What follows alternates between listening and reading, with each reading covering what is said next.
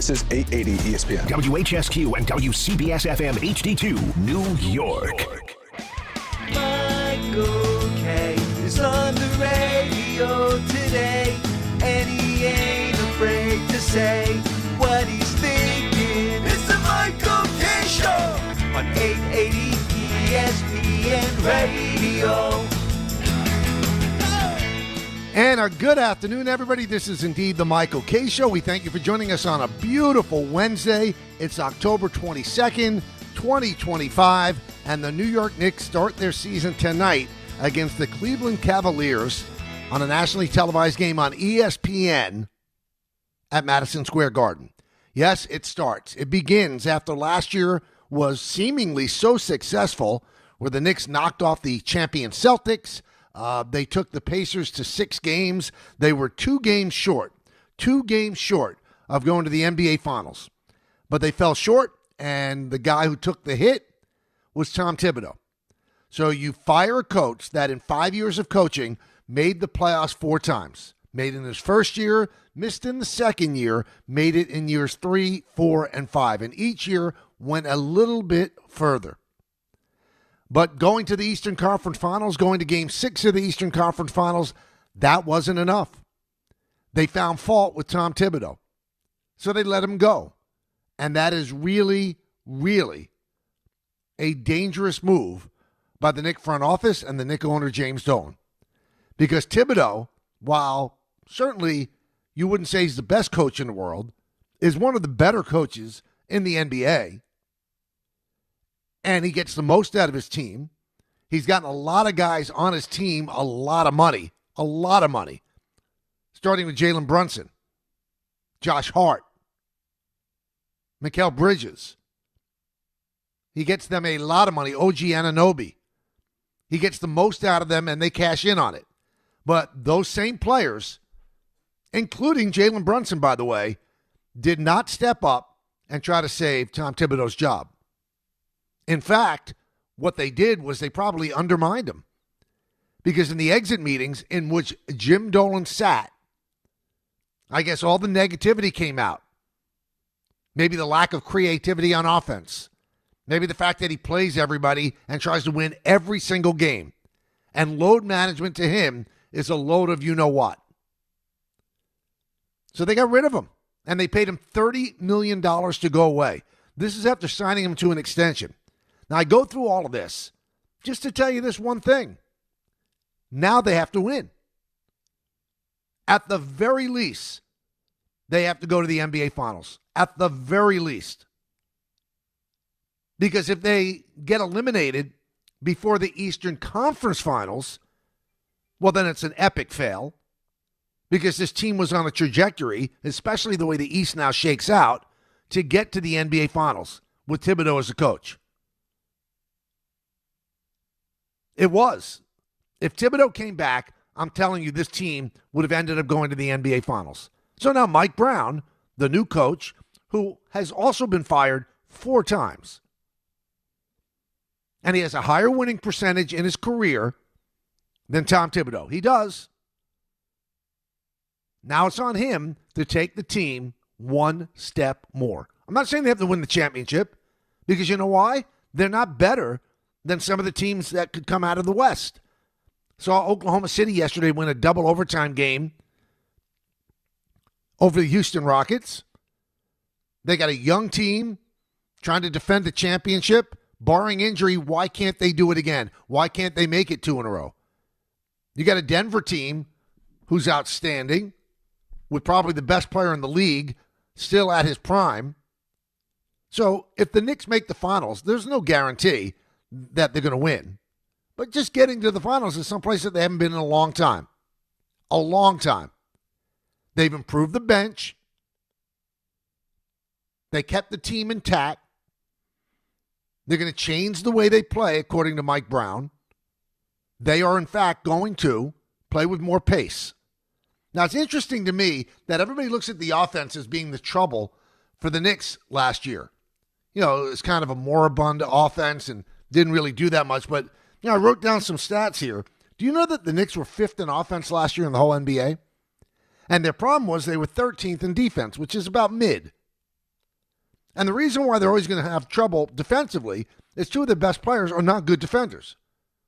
Jalen Brunson and Karl Anthony Towns. They're not. You have to cover up for them. So you're going to play with more pace. So if you play with more pace and you get more shots, that means, and I'm not the brightest light in the chandelier, that means that the other team's going to get more shots too, because they're going to have more possessions. So how are they going to cover up the defensive deficiencies of Brunson and Karl Anthony Towns? Well, that's Mike Brown's job. They've added Jordan Clarkson on the bench. He's 33 years old, trying to get back to a real good spot in his career. Gershon Yabusele, who, by the way, came in at 283 pounds, 18 pounds more than he played at last year for Philadelphia. So I think you're going to see a team that's going to use the bench a lot. They're going to use the bench a lot. And I think you are going to see load management days, because I think that was probably one of the complaints of the players, that Tibbs played them too much. It's funny, he played them too much, but still the team was good enough to get to Game 6 of the Eastern Conference Finals and knock off the defending champion Celtics. And to tell you why things are going to be a little bit different this year. So coming into tonight's game against the Cavaliers, there's two guys that aren't going to play. Josh Hart, who is dealing with lumbar spasms. They don't think it's a long-term thing, but he's going to sit. Get it? That's fine. Why push it? This is game one. The one that makes me scratch my head, and the caller brought this up yesterday as well, is that Mitchell Robinson is not going to play tonight. Injury? No injury. He's not going to play because of load management. Now, explain it to me like I'm a child. Load management in the first game of the year? What's he being managed from? To me, there's some hidden thing there that they're not telling us. How is it possible that there's nothing wrong with the guy physically? Now, I know he's had, ankle surgery, but he played last year after a long stretch of rehabbing the ankle, played in the postseason, ended up starting in the postseason. How's it possible that you start the 2025-26 season, the first game of the year, and they don't play a game until Friday? How's it possible that he's missing this game because of load management? That seems a little peculiar to me. I don't know if it does to you. Load management in game one? What's the load? What are you managing him from? He didn't play that much during preseason. Most of the starters didn't. And the Knicks ended up going 4-1. But their big experiment with pace, I think they were 28th in pace when you look at the inside stats in the preseason. I'm not gonna add or lend much credence to that, simply because of the fact the starters didn't play a lot. So I get it. So you're not going to see the real true result. But why is Mitchell Robinson, who's going to start, by the way, just like he did at the end of the playoffs, why is Mitchell Robinson missing tonight with load management, where there has not been a load? Hasn't played. Does that make sense to anybody? Now, if you're going to say, okay, we're going to play him 3 times out of every 5 games, okay, cool. I mean, the medical staff will decide that, because they want to keep the guy healthy. But my question to you would be, why would you miss the first game of the year? Why would that be the one that you choose to have him miss? So I'm not a conspiracy theorist, but something tells me that there's something a little bit deeper than load management. And if there's nothing deeper than just load management, then it makes absolutely zero sense to me why he would miss game 1 of the season. And this season, there's a lot of pressure on the Knicks. Maybe it doesn't trickle down to the players, but it certainly trickles down to Mike Brown. Takes over a team that I think the marching orders are very Yankee-like. NBA Finals are bust. If you don't get to the NBA Finals, how do you justify firing Tom Thibodeau? How? Now, if you get to the Eastern Conference Finals, you can say, okay, no harm, no foul. Dolan got rid of a coach that maybe he didn't like, and they got to the same spot. But getting to the same spot, to me, is not acceptable this year. Why? Well, because of the names Jason Tatum and Tyrese Halliburton. Both of them out with Achilles injuries, which kind of, you would think, takes the Celtics and the Pacers, who went to the finals last year, out of the equation this season. So there's a chance that Tatum could come back this year, because he got hurt in the second round. Halliburton got hurt at the end of the finals. So he's not coming back this year. So who are the threats in the East? The Hawks are a much better team than you think they are because they figured out what was wrong with Porzingis. He had some sort of an ailment where he was exhausted all the time, and he's supposedly good to go. But I don't think they're good enough to beat out the Knicks or the Cavaliers. The Bulls, always a tough team, but I don't think they're a championship caliber. The Pistons are on the cusp. They gave the Knicks all they could handle in the postseason last year, but I don't think they're a championship caliber team yet. The Heat, I think they're just treading water. The Bucks, it's going to be interesting to see what they do. They kind of released the contract of Damian Lillard. They brought in Miles Turner. We'll see exactly what Doc Rivers could do with that team. A lot of pressure on that team, too, because if they're not a competitive team, then the February 5th trade deadline becomes very, very interesting because Giannis Antetokounmpo is probably going to ask to be traded. But I don't look at them as a real threat to stop either Cleveland or the Knicks from going to the finals. Brooklyn Nets are going to be awful. Magic are good. Good young players, good defense. Could they knock somebody off in a playoff series? Of course they can. I don't think they're title ready at this point. The 76ers, if they get Embiid back, should be good, but certainly not a title contender. Wizards are terrible. Toronto's going to be better. And the Hornets, they're not a championship contender either. So I just gave you the Eastern Conference Finals, or the Eastern Conference. Other than the Cavaliers, who should the Knicks be worried about? And the Knicks have handled the Cavaliers when they've played them in the postseason. So who should they be worried about? This team, NBA Finals or bust. Now, please note that I'm going out of my way not to say NBA championship or bust because I don't think that's fair. I don't think they're better than some of the teams in the West. I don't. Now, can anything happen in a 7 series, a best of 7? Of course. Indiana wasn't as good as Oklahoma City. They took it right to the end, though. And Oklahoma City persevered and won. By the way, did you see the rings they gave out yesterday? The rings now are so ostentatious that they're unwearable. I mean, I guess you could display them in your home, but I don't think they're so big. They're like football rings. You can't wear them. But they had a great idea. If you didn't see the game yesterday on NBC, the top of this monstrosity of a ring, it screws off. And inside the ring is a smaller ring with diamonds on it. It's kind of like a wedding ring, that sort of a band.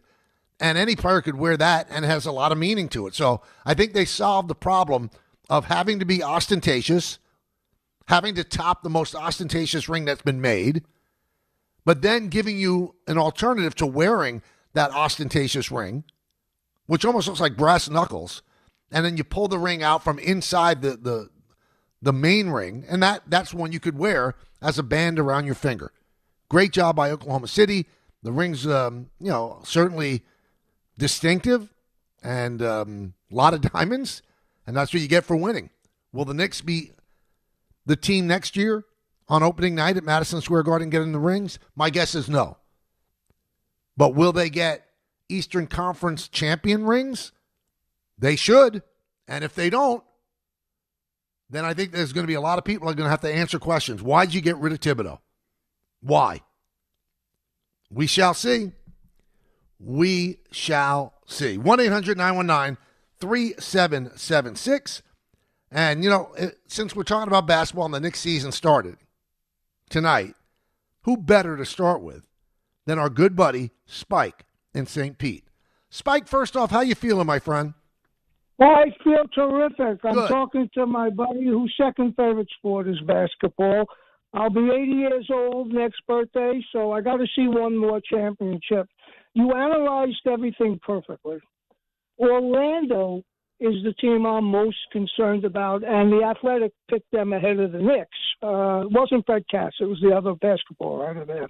They may have the two best forwards at the All-Star game with Franz Wagner, who's a top 20 player, and obviously the Duke kid, Paolo Banchero. If Jalen Suggs, who went to Gonzaga along with Chet Holmgren last night, I don't know how they didn't win, hindsight, but the East is pretty wide open. And you know what, Michael? I've listened to you all my life. Not all my life. I listened to Mel Allen prior, and my dad brought me up on the Yankees and all that. And I was thinking, when Lou Gehrig when Wally Pipp, came out, is it really fair? Is it really fair? And I've covered this team and listened and watched every game, over 6,000 games I ended up. Just means I'm real old. And I miss my buddy Harry because he was waiting for another one too. But I'm thinking about it. This is the best roster. You want to say 30 years, you want to say 50 years. I wasn't happy with Tom not getting another chance. Something is rotten in Denmark with that deal. We'll never find out. But Mike Brown took over for Phil Jackson, correct? Yep. And I read, and I won't mention the people, no reason to, that they kind of made it tough for him. And I'm bringing your name up with Mel Allen because you always want to be the guy. I know you didn't follow Mel Allen, but you always want to be the guy after the guy. Mm-hmm. And this is what I'm thinking for Mike Brown. Soft-spoken, very intelligent, Coach of the Year twice, but he also got fired the second year after Coach of the Year. And I don't like to use that expression about who's running the asylum. I just don't like to think that people have mental illness. But the point is, this is a good team. How do you do two things? And I'll leave you with this, and thanks for those kind words. I could use every bit of help now. I don't understand the Mitchell Robinson. I'm not that smart. I just don't understand that. You couldn't convince me, and you're in the Hall of Fame of the Bronx High School of Science. And number two, you can't put Mitchell Robinson, he played 35 games last year, 17 or 18, whatever, playoff, and his defensive prowess was never exhibited better. Brilliant defensively, metrics and all. Right. At least say something ahead of time. We're going to play him according to his health. We have this, but nothing. Comes out cold, sits him. Josh Hart, I understand the surgery didn't work properly, re-injured it, so be it. Josh Hart will be ready, fire out of a cannon when he's ready. But I just don't. Yabusele is going to be the Garden favorite because he's 6'8". He's built like Anthony Mason, not cut quite as much. He'll dive on the floor, and he shoots threes at 38, 39%. Spreads the floor. We have the best roster in the East. Cleveland is small. Strus and Garland are out. Right. We should thrive in the backcourt tonight. And whatever happens, we got 82 ones. I can't wait to hear like Breen. I'm so happy for him because maybe he'll announce one. That's all I'm hoping for. And thanks for the kind words. You got it. And let's enjoy the season, my friend. Absolutely. Let's keep the turnovers down. Oklahoma City had 11 turnovers in double overtime. Case closed. All right, we will have Mike Breen on in the next segment, so listen for that, Spike. So on social media, William Nicholas, who never had an opinion that he doesn't want to give, he writes, why did the Knicks have to go to the NBA Finals this year just to justify firing Tom Thibodeau? By that logic, it took until 2024 for the Yankees to justify firing Joe Girardi after 2017. You're right. Who's arguing with you about that? Whoever said that that was justified? It's still a head-scratcher why he was let go. So, I mean, you write that as if it's like some gotcha thing. It's not a gotcha thing. You're right. They didn't justify it. It took them 7 years to get back to the World Series. But they did get to the American League Championship Series 2 years later. So there was some justification. As I said, if they get back to the Eastern Conference Finals, okay, you say no harm, no foul. But they have to do better than that, don't they? So you didn't get a getcha or gotcha on me, William. The bottom line is they didn't justify it. And Girardi is the last Yankee manager to win a championship. And he got fired after going to Game 7 of the American League Championship Series. So when you fire somebody when they go that far, the obvious thought is that the next person you bring in is going to bring them further. And it took until 2024 for Aaron Boone to do that. So no gotcha there, William. So I don't know exactly who you're directing that to. The Knicks have to make the finals this year. Most people in the NBA feel that way too. They put themselves on the line. They had a great coach, an outstanding coach, and they decided to jettison him, which is their right. Jim Dolan owns the team. But you got to show me more when you get rid of a guy who's a really good coach. Let's go to Manny in Flushing. Manny. What's up, Mike? How you doing, sir? Good. How you doing? I'm doing well, sir. Listen, I can't wait for the season. I think this Knicks team will be better than people anticipated. Listen, I will say this about Tibbs. Listen, don't get me wrong. I mean, Yes, the timing of it was head scratching because he was fired on a Tuesday, 2 days, like few days after being ousted and in the Eastern Conference Finals by Indiana team, who, mind you, really took it by storm in the finals in the 7th game. If not for Tyrese Halliburton's injury, I really thought they would have won a championship. But but I will say this. Listen, I just hope that us and fans and the media give Brown give him a chance, because last time I checked, he got a team to the NBA Finals with Cleveland. That was in 2007. Remember that when they went to the finals and lost, was swept by Cleveland. Look, I get it. You may not. I mean, I understand. Listen, the Tibbs part. Look, I don't think he deserved to be fired, but I thought he could have done more. I mean, if you think about it, those 3 years from 23 to 25, they could have gone to Eastern Conference Finals 3 years in a row and got to the finals, because remember, they went to an 8th seed in Miami, even though they didn't win even though they lost. And then the last 24, they lost in the second round against the Pacers, despite the fact, even though they were depleted, they were up 2-0. And then even last year, we lost to the Pacers. You can't lose to the team 2 years in a row. It's not going to cut. I think I know. Listen, I may not like the firing, but I thought that Tibbs could have done more, in my personal opinion. Well, I'm not quite certain how they could have done more, because Indiana proved that it was up to the task. And as you said, if Halliburton doesn't get hurt, they might be the NBA champions. I mean, all of us, I think, underrated Indiana. Indiana turned out to be better. But just think about the way the Knicks lost some of those games. Is it his fault that the ball went 10 feet up in the air on the Halliburton shot at the end of game 1 and came right down through the cylinder? I mean, if you do that 100 times, you might get a basket 3 times out of the 100. And once they lost that game, it was an uphill climb.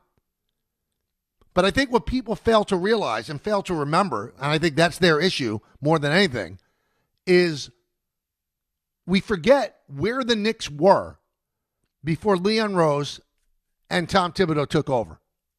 Please take yourself back to what a dumpster fire this organization was for 20 previous years to when Thibodeau got there. An absolute dumpster fire. They had 1 year with Mike Woodson. I think they won 54 games. They never made the playoffs most of the time. They were usually awful. They brought in a litany of different coaches that all fell on their face. Some of them outstanding coaches, too.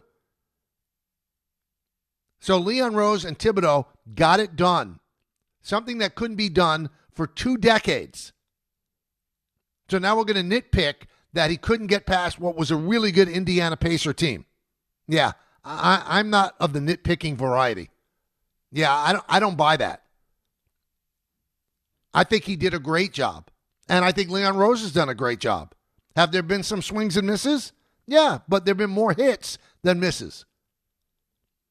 Trading the 5 first-round draft picks to get Mikal Bridges, that might turn out to burn you, because you might not have the capital to get Antetokounmpo, who wants to come to the Knicks. But that's another story for another day. But I think for the most part, Leon Rose and his staff, what they have done, absolutely magnificent. Rescuing what was an embarrassment of a franchise. But don't say that Thibodeau wasn't part of it. He instilled discipline. He made the players play hard. He tried to win every single game and didn't deal in the nonsense, the utter nonsense of load management. It's a joke. Load management is a joke. How adversely did it affect the Knicks if they got to Game 6 of the Eastern Conference Finals? How bad was it? And these players, who many of them must have complained to Dolan, they had career years and got big money contracts because of those years, because they were steady and they were stout and they played hard and they played every single game. There's something to be said for that. Mike Breen's going to join us in just a moment. Look forward to talking with him. He's going to call the game tonight on ESPN. National broadcast, Knicks against the Cavs.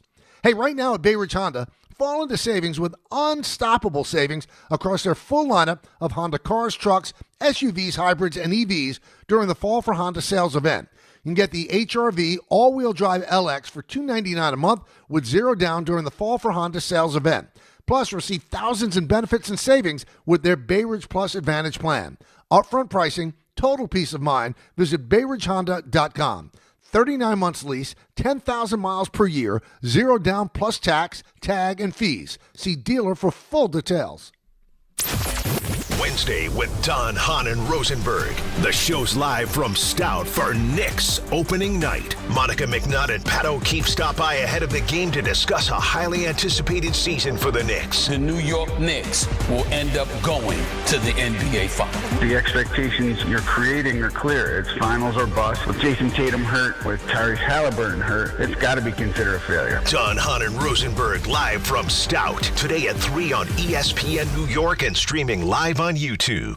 1 in every 6 men is likely to be diagnosed with prostate cancer in his lifetime. That's why New York Presbyterian wants to remind men over 50 to book a prostate cancer screening. A simple blood test is all it takes. It could save your life. Screenings are available across New York City and Westchester at locations near you. Schedule your annual prostate cancer screening today at nyp.org/cancer screening. Stay amazing. New York Presbyterian. To help those who want to be helped, but may not be able to afford it. That's what PGA Tour winner Grayson Murray had envisioned for a foundation before he sadly took his own life at just 30 years old. His parents channeled their grief into creating the Grayson Murray Foundation, carrying out his vision to help those struggling with mental health and addiction. To donate and learn more, visit GraysonMurrayFoundation.com. It's NBA tip-off week, and FanDuel is your home for live betting. So even if you missed the start of the game or you want to ride the hot hand, FanDuel has live bets on everything, from who will score next to fourth quarter comebacks. Plus, you can even combine your live bets into a same-game parlay for a shot at a bigger payout. However you want to play, now is the perfect time to join, because FanDuel is giving new customers $300 in bonus bets if your first $5 bet wins. So just visit FanDuel.com/Peter to sign up today. FanDuel is your home for live betting. So even if you missed the start of the game or you want to ride the hot hand, FanDuel has live bets on everything, from who will score next to fourth quarter comebacks. Plus, you can even combine your live bets into a same-game parlay for a shot at a bigger payout. However you want to play, now is the perfect time to join. Play your game with FanDuel, official sports betting partner of the NBA. 21 and over and physically present in New York. Versus online real money wager only. $5 first deposit required. Bonus issued is non-withdrawable bonus bets that expire 7 days after receipt. Restrictions apply. See terms at sportsbook.fanduel.com for help with a gambling problem. Call 877-8-HOPE-NY. Text OPEN-Y 467-369. Hey, it's Alan Hahn. Let me tell you about my friends at Bath Fitter. They remodeled the bath by my pool. They converted a tub into a shower. The result is amazing. Bath Fitter offers all types of custom bath renovations, including their unique PermaFit solution for a watertight fit. It's done in 1 day, easy to clean, and durable with no demo or mess, and it costs less than a standard replacement, plus a lifetime guarantee. Right now, you get no money down, no payments or interest until 2027. So start designing your bath today at bathfitter.com. There's only one Bath Fitter.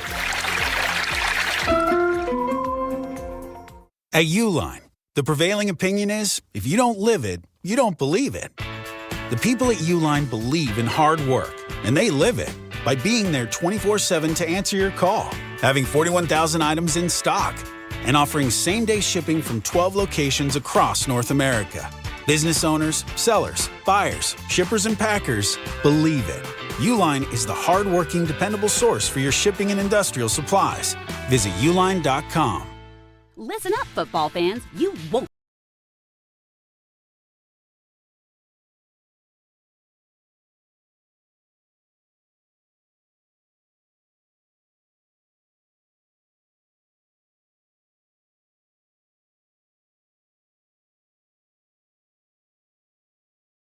At Bet365. Gambling problem? Call 1-800-GAMBLER. 21 plus only. Must be physically located in New Jersey. T&Cs apply. In-app only.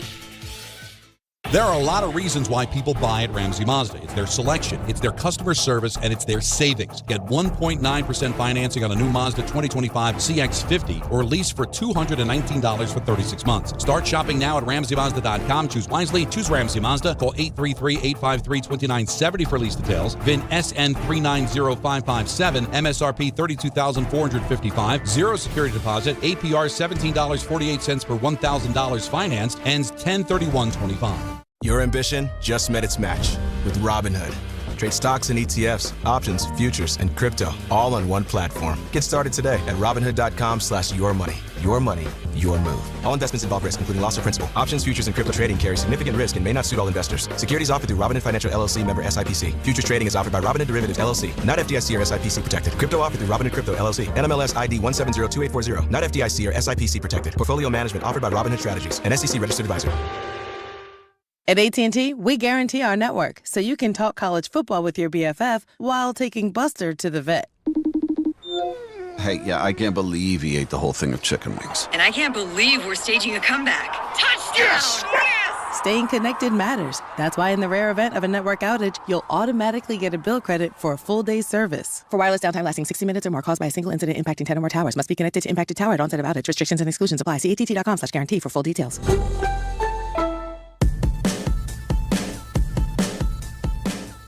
Knicks basketball back tonight, and you could watch it on ESPN. Everybody in the country could watch it, as that's a national broadcast, the first game for ESPN this year. And at the helm doing the play-by-play is the Hall of Famer, Mike Breen, and he joins us now. Hi, Mike. How you doing?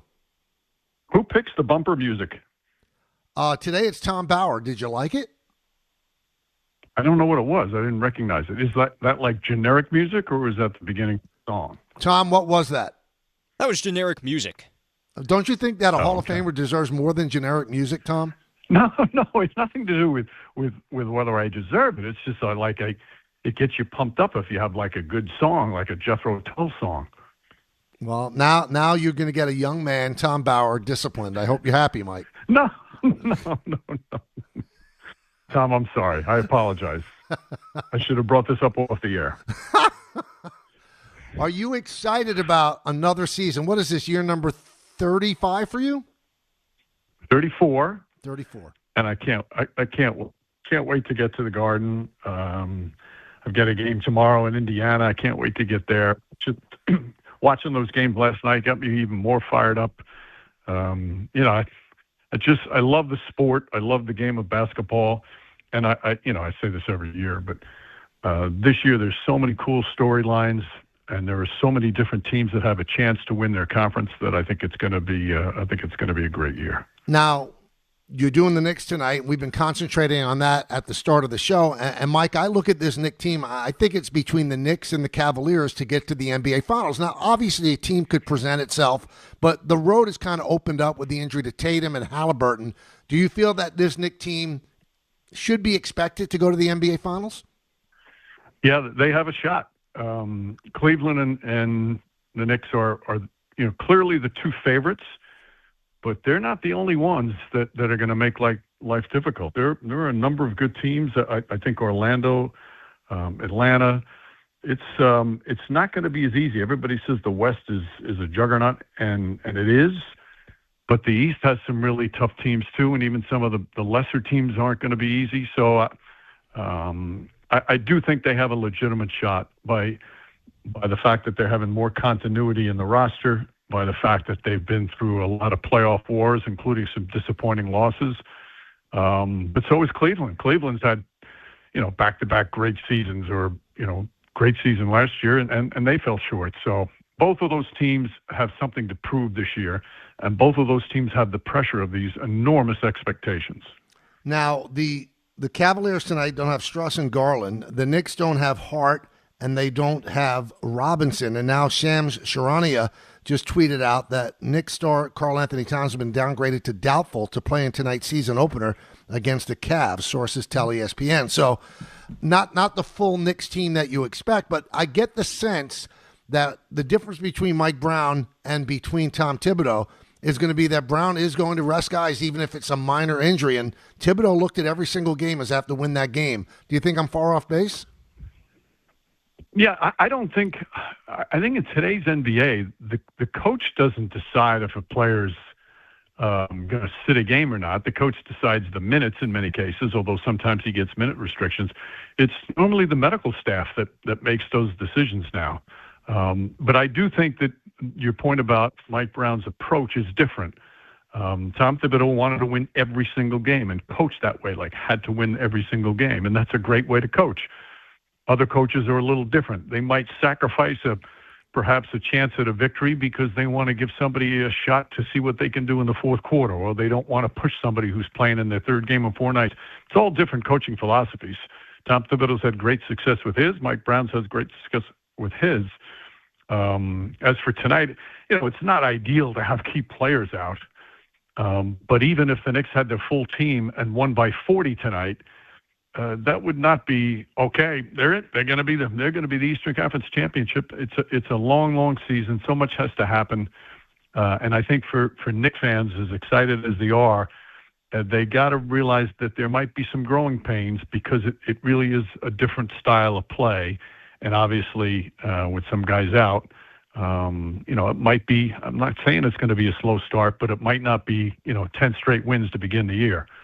And one of the things that's been sold a lot is they're going to change their pace of play. And we had on Fred Katz yesterday. He said that means just getting into your offensive set a little bit sooner, but they also want to push the ball a little. So my concern, Mike, and I wonder if you've thought about this, is that 2 of their best offensive players are better in the half court, and that's Karl-Anthony Towns and Jalen Brunson. And even though it was criticized last year that a lot of half-court sets, a lot of dribbling, they were 5th in offense, Mike. So how much better can this offense be? And do you take 2 of the best weapons and kind of diminish them a little bit if you speed up the pace?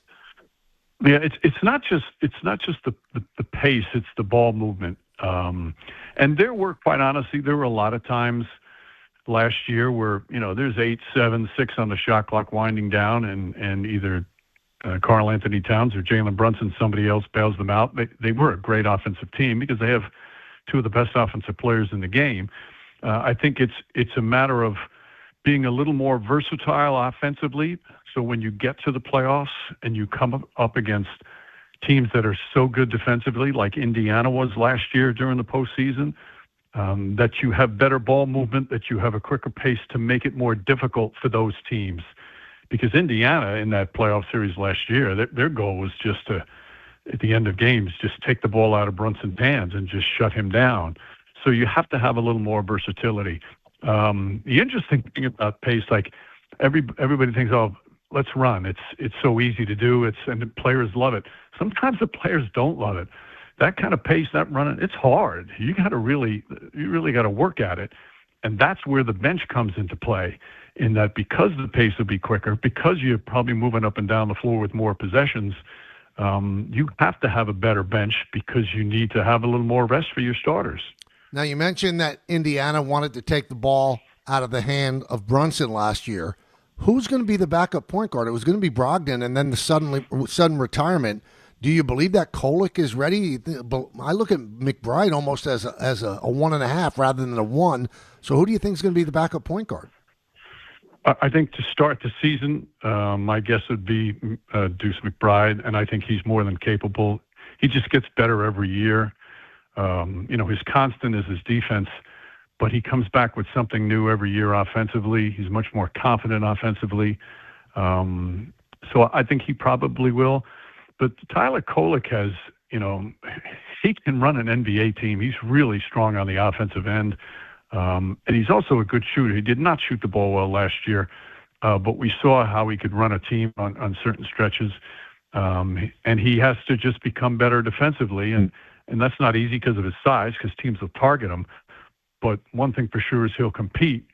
Brogdon would have been a really nice fit, but clearly wasn't, didn't have his heart completely into playing and made that decision.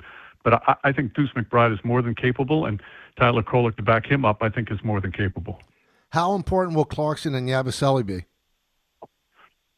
I think enormous. Again, because if you want to play that pace, you have to have that bench. And Clarkson is, in today's NBA, you need a three-point marksman to be able to come off the bench and change the game. And he has that ability. And he's not just a three-point shooter. I mean, he loves the open style and will get to the basket. And I think he'll be rejuvenated by playing for a successful team, because the Jazz the last couple of years, it's been rough. And Yabusele as well. I mean, he brings toughness. He brings three-point shooting. He brings versatility because he can play multiple positions. He has not looked well in preseason. He was heavier than he was He's heavier now than he was last year, but I think that'll just happen once the season starts and he plays himself into a better weight. That's my guess. But he's a really good player, and he did a great job last year for Philadelphia, and that kind of toughness is something they need. So with the injury to Tatum, we're talking with Mike Breen of ESPN and MSG here on the Michael K. Show. With the injury to Tatum, there are a lot of people that are kind of saying, well, it's not going to be a good year for the Celtics. And I look at it, Brad Stevens does not seem like the type of guy that's going to just bag a year. I don't think they're going to be as bad as people say. Do you think they're going to be that bad? Bad? No, I think they're going to make the playoffs. Mm-hmm. And I don't mean the play-in.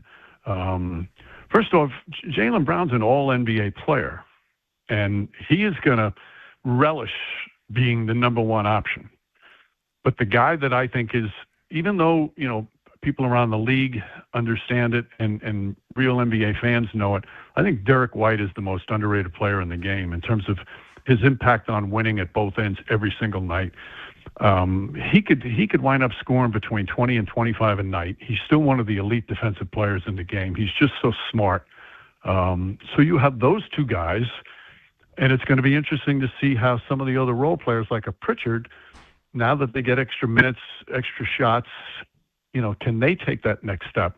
And Joe Mazzulla is a great coach, so I think they'll play a style that fits what their personnel is now, and I think they're going to be a real pain in the neck to play. So tonight, you unveil a new booth, so to speak, with the addition of Tim Legler, and I know you really enjoyed working with Doris Burke, but they've changed it. It's now Tim Legler and Richard Jefferson. How much of a job is that for you now to incorporate this and make it work and make it feel like it's new, but it's normal? Well, I'm getting used to working with new people every year. Yep. That's been kind of the thing the last few years. But it's fun. No matter who you sit with to call a game, everybody I've worked with over the past couple of years, whether it was Doris and Doc, and then Doris and JJ, and then Doris and Richard, and now Richard and Tim, the common denominator is they just love the game so much. And that's the fun part. A three-person booth is a challenge. There's no question. And it takes a while. And you need sometimes a little patience to make it work, to get everybody comfortable. So, that's something we'll have in meetings and we'll talk about, and we'll review our performances and stuff. But the bottom line is that they all just love the game. And for Legs, he's waited for this for a long, long time. He's so smart. He's so passionate, and I don't know if I've met anybody who's been more fired up about a season opener than he is tonight. You're not going to drive another guy into coaching, though. It's amazing the effect you have on these people. Yeah, they just want to leave immediately. Well, we said that last year. I said Richard Jefferson had an announcement that he was going to leave, and no, but I'm going to make them all sign waivers now that they're not allowed to coach. I was watching yesterday with NBC returning, and I thought of you, and I wonder, I said to myself, I wonder if Mike's feeling nostalgic, because that's kind of where you started doing national games, and it must have been kind of a throwback to you to watch that. Well, when I was working at NBC, I remember the first game that I did, I filled in for Marv, and when you come on the air and they play the round ball rock, the instrumental part when they throw it out to the arena, it's just, you get goosebumps, and that you get to talk over it. It's just such an iconic theme. And when I was watching last night and they playing the song and Mike Tirico comes on, and I had texted Mike earlier in the day, it was such a big thrill for him, and it was a thrill for me to hear the song again. And it's just great, and they get off to a wonderful start. There's so much juice and enthusiasm when you first start a new package, whether you're ESPN, TNT, NBC, Amazon, it doesn't matter. But yeah, no, I was absolutely thinking about the old days and some of the old partners I used to work with at NBC. Great stuff. Good luck for year number 34 with both the Knicks and the national gig as well. I will be watching and have a great time. Thanks, Michael. You got it, Mike. That's Mike Breen, the best There's no debating. He's absolutely the greatest. So I'm so glad that he's doing another year and many more years to come as well.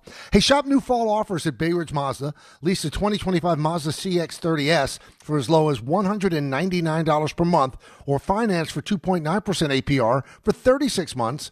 Or the 2025 Mazda CX-5S for as low as $229 per month, or finance for 2.9% APR for 36 months. Please, you can enjoy 1 year of complimentary Bay Ridge Plus benefits like ding and dent coverage, key replacement, windshield protection, and roadside assistance. Visit them in Brooklyn or online at BayRidgeMazda.com. Bay Ridge Mazda, where confidence comes standard. See dealer for details. This is an ad by BetterHelp. BetterHelp therapists have helped over 5 million people worldwide on their mental health journeys. That's millions of stories, millions of journeys. And behind every one is a therapist who showed up, listened, and helped someone take a step forward. Moments in therapy, like the right question, a safe space to cry, or a small win, can change lives. With over 30,000 therapists, BetterHelp is the world's largest online therapy platform, having served over 5 million people globally, and it works. With an average rating of 4.9 out of 5 for a live session based on over 1.7 million client reviews. This World Mental Health Day, we're celebrating the therapists who've helped millions of people take a step forward. If you're ready to find the right therapist for you, BetterHelp can help you start that journey. Our listeners get 10% off their first month. Just call pound 250 and say the keyword timeout. That's keyword timeout after calling pound 250. Join Optimum and Lifetime for a star-powered event October 25th from noon to 2 at the Riverdale Crossing Optimum store in the Bronx. Meet Taye Diggs, actor, executive producer, and star of Lifetime's Terry McMillan presents His, Hers, and Ours. Long Island is brewing some spooky fun at Jake's 58 Casino Hotel. We're celebrating this October for our $50,000 Witchy Wednesdays drawing. Be here on Wednesday, October 1st, 15th, and 29th from 3 to 7 p.m. when 2 winners will be drawn every hour to pick a witch's hat and win up to $5,000 cash. Club members can conjure up to 5 times entry multipliers. Fly over to where Long Island wins at Jake's 58 Casino Hotel. If gambling is a problem for you or someone you care about, please call the 24-hour toll-free helpline at 1-877-8-HOPE-NY or text HOPE-NY. Score a win this game day with Amazon Pickup, the MVP of package pickup. Need that new football jersey for the big matchup? With Amazon Pickup, you can collect your order from secure Amazon lockers or counters near you on your schedule. Whether you're running from work or home or straight to the tailgate, Amazon Pickup makes it easy and worry-free at no extra cost. Don't miss kickoff. Grab your gear and your packages when it works for you. Find your nearest Amazon Pickup location at amazon.com/pickupmvp. That's amazon.com/pickupmvp. Serving contractors, builders, and homeowners in the tri-state area since 1987, Brooklyn Window & Door is New York City's largest stocking dealer of quality Andersen window and doors. The professionals at Brooklyn Window & Door will help solve any of your window replacement needs or applications. Visit Brooklyn Window & Door's award-winning showroom to see the complete Andersen product line, including the 400, 100, A&E series. Andersen, built, backed, and serviced like no other window. Visit Brooklyn Window & Door at 185 30th Street in Brooklyn or call 718-WINDOWS. The fall is here and Halloween's right around the corner, which means the cold weather is coming, and that's why now's the time to fill up with Romeo's Fuel. Fill up before it gets too cold. Now is the best time because prices are still so low. Romeo's Fuel makes it easy for you to keep your house comfortable and warm in the coldest months. Get discount home heating oil from the best in the business. Order online at romeosfuel.com for the best and lowest price on home heating oil. That's romeosfuel.com, romeosfuel.com, romeosfuel.com. Rich Eisen here for Sonos, the speakers that bring every game to life in my own house. With studio quality sound, Sonos makes you feel like you're right there in the stadium. Whether you're cheering on your team, binging your favorite show, or listening to the hottest songs, Sonos fills every room with incredible sound. Setup is easy. Just plug in, open the Sonos app, and you're ready to go. Want stadium quality sound at home just like me? Because I love Sonos. You will too. Explore soundbars, speakers, and more at Sonos.com. Sonos. They look as good as they sound. Hey, fans! Welcome back to Fansville's Cheers and Tears. Oh. Okay, so everybody deals with losing, right? To a rival on a last-second field goal. Whatever, it's fine. I'm totally fine. But I cope with losing with an ice-cold Dr. Pepper. Those 23 flavors are so delicious. They totally wash away the pain of your college football team taking a big, fat College football. It's a Pepper thing. From the regular season to the Super Bowl, ESPN New York is your destination for football. We've got crazy fans. If the Giants somehow beat the Cowboys, I'm going to take a dump on your head. You can feel good because you're a damn football team. Expert analysis. Marcus Spears joins us now. ESPN NFL analyst Damian Woody. Mel Kiper Jr. The Hall of Famer Steve Young. He's kind of our resident general manager, Louis Riddick. We got Mike Tannenbaum right now. And all your fantasy and wagering needs. This is ESPN New York. We are football. Welcome back to the show, everybody. Big sports night tonight, so let me get you caught up. Game Time brought to you by Tullamore Dew Irish Whiskey, because when it's game time, it's Tully time.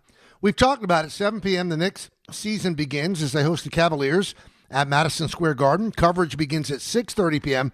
right here on 880 ESPN, and you can watch it on the mothership, ESPN, as well. 7 p.m., the Nets are in Charlotte to play the Hornets. You can watch that on Yes. And 7 p.m., the Devils host the Wild at Prudential Center. 3-goal night for Jack Huggis. Some people call him Hughes.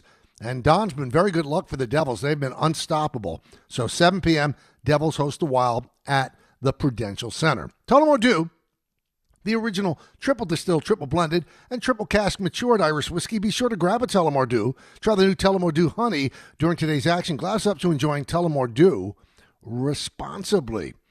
Let's talk a little bit, just a little bit, about the Nets. It is beyond me how an organization can willingly, just willingly, discard 2 seasons of their existence. Because that's what the Nets did last year. They bagged it. I felt bad for Jordy Fernandez, who I think is a pretty good coach. Really good coach. But didn't have the horses, and they're more concerned about accruing draft capital and cap space. And they're going to do the same thing this year. Surprisingly, they made all 5 of their first-round picks, didn't trade any, and they're bagging it again. And the owner, Joe Tsai, he admitted it. I give him credit.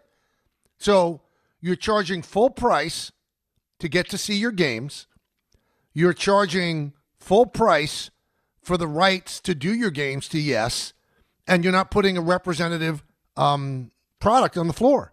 And you willingly putting a bad product on the floor for the hope of air. Because everybody was hoping last year to get Cooper Flagg. Only one team got him.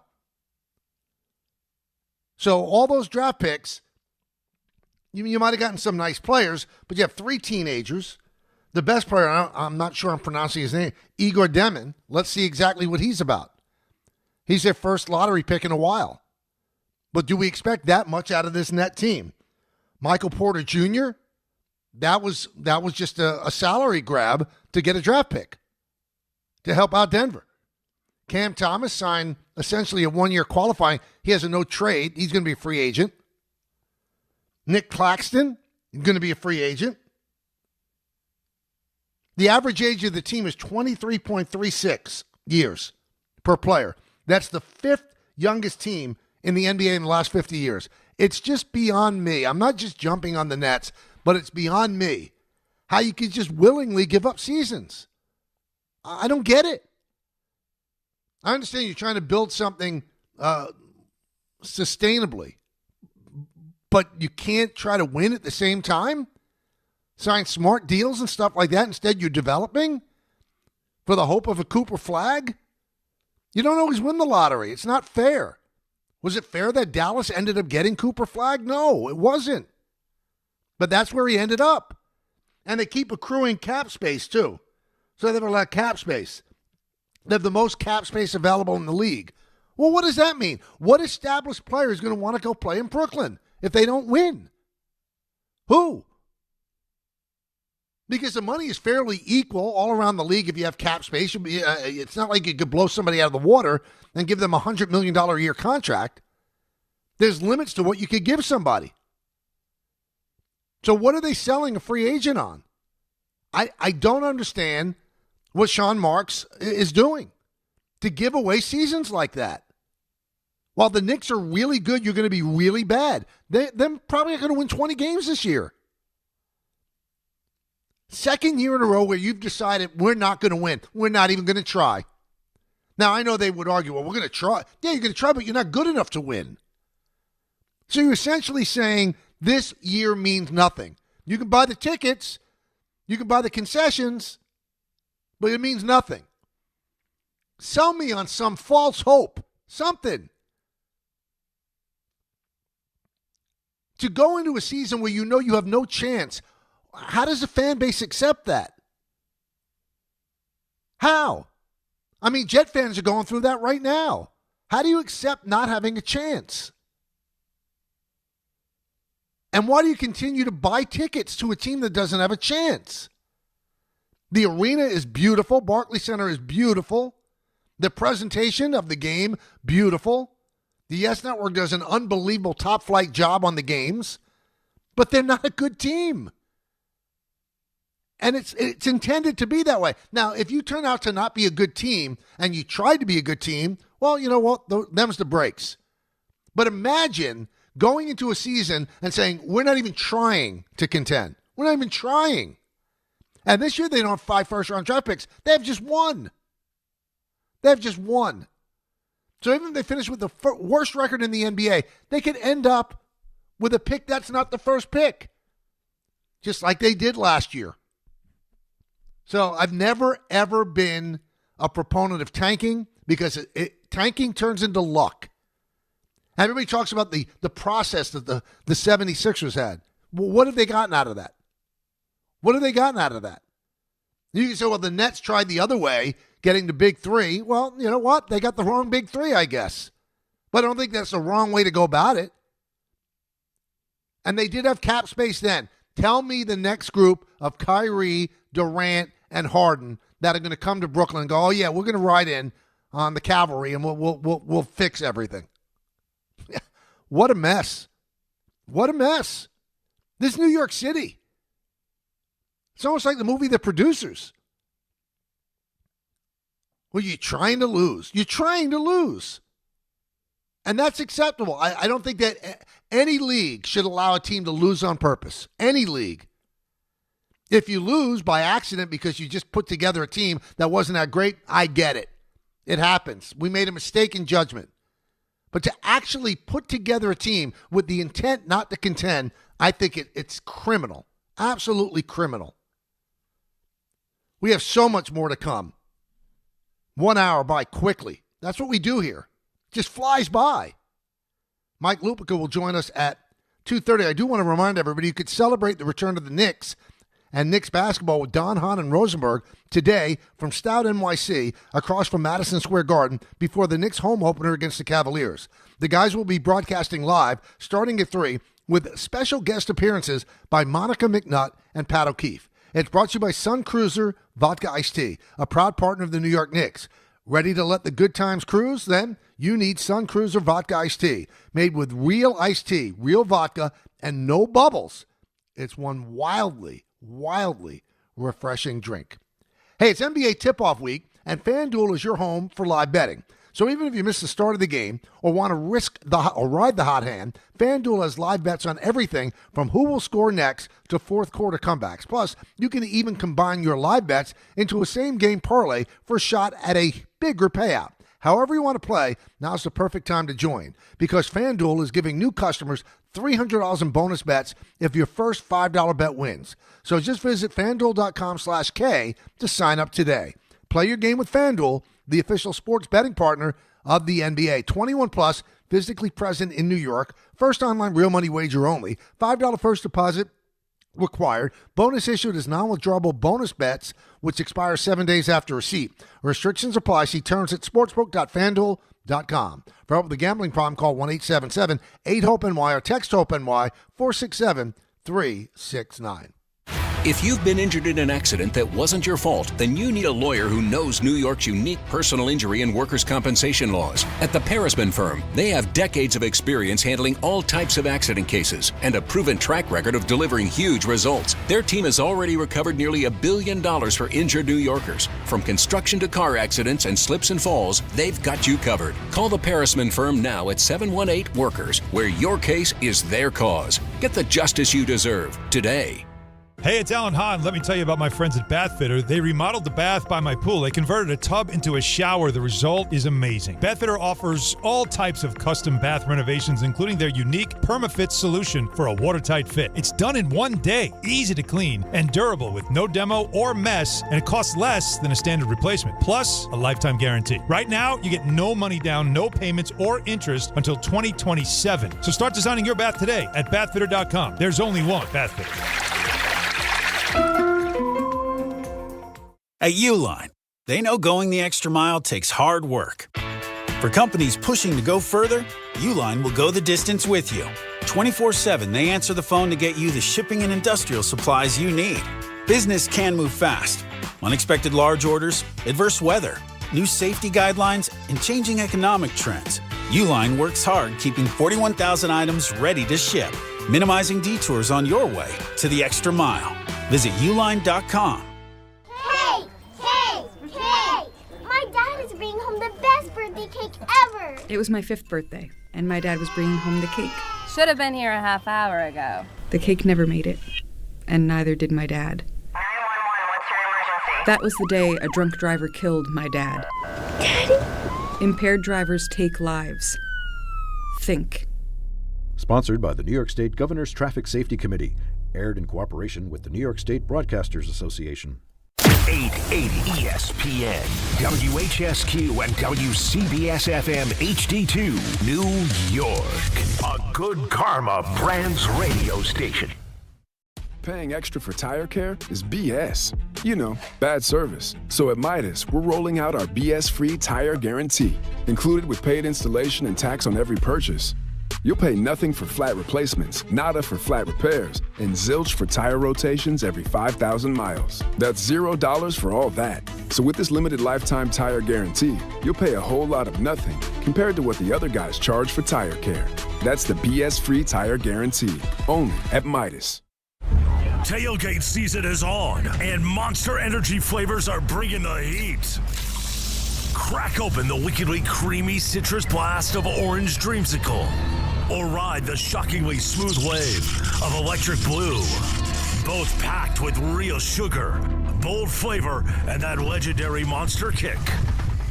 This is the energy your game day deserves, so grab your can and unleash the beast. Welcome back to the show. Knicks and the Cavs start the NBA season tonight. The Nets at the Hornets also start their season tonight. The NBA started last night, and NBC back in the NBA business, and I thought they did a really good job. Obviously, on the broadcast, Mike Tirico is terrific, and there seemed to be easy rapport right away with Reggie Miller and Jamal Crawford. But I was watching the beginning of the pregame, and I don't know how this happens, but the mics didn't work. Tracy McGrady's mic didn't work. His earpiece didn't work. It was pretty awkward, but I think they all handled it quite well with some humor. But I'm sure there were executives at NBC just cringing. You wait the longest time to get back in the NBA business, and then your first unveil, you couldn't get the mics to work on the court. Kind of odd, but we'll see. I'm sure ESPN has it down. They've done it for so many years. And next up will be Prime, who has a part of the NBA package as well. It's amazing with the new NBA television deal. There is a nationally televised game or two every single day of the week. It makes you wonder why you even need NBA League Pass. I mean, you can see every team you want. Monday, Tuesday, Wednesday, Thursday, Friday, Saturday, Sunday. Every single day is going to have an NBA game on one of the national carriers. Pretty cool stuff. So good job initially. First time out of the gate with NBC with the double overtime Oklahoma City win over Houston. You know, this happened when we were on the air yesterday.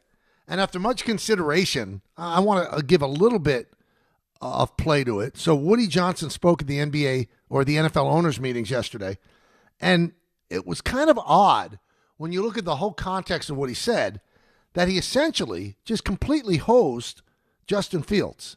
Now, I know Justin Fields has played very poorly, and he got benched in the last game. And we're still waiting on word whether or not he's going to start this weekend. All likelihood he's not.